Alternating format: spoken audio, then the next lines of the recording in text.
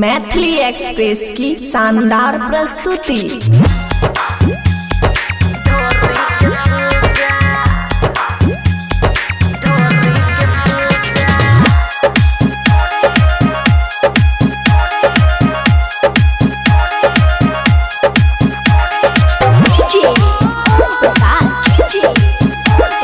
खुशी recording studio बलुआहा। मकई के भुजा करे ढोरी के पूजा, मकई के भुजा करे ढोरी के पूजा। भोरे भोरे नहा के हम रामना के भोरे भोरे नहा के हमारा के मना के खाना में मांगे छे दुनू तरफ भुजा। भुजा करे ढोरी के पूजा, खाके मकई के भुजा करे ढोरी के पूजा।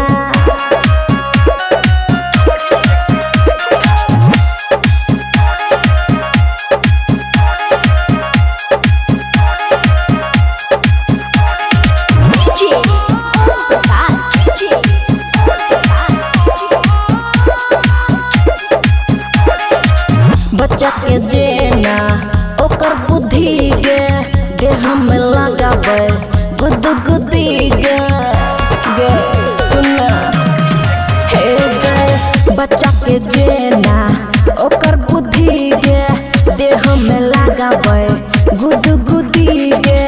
सजिया पे काम करे छै अजूबा, खाके मकई के भुजा करे ढोरी के पूजा।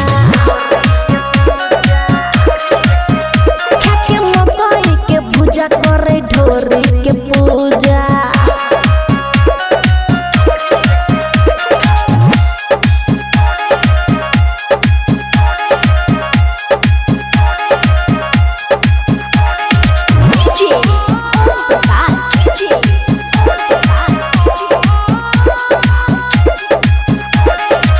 विवेक विकास पियासन कल छै, अखन जवानी हो मरबा मकल छै गे सुना हे गे। विवेक विकास पियासन कल छै, अखन जवानी हमर बमकल छै। अमनु अक्की रोजे करे पूजा, खाके मकई के भुजा करे ढोरिए के पूजा। खाके मकई के भुजा करे ढोरिए के पूजा। खुशी रिकॉर्डिंग स्टूडियो बलुआहा।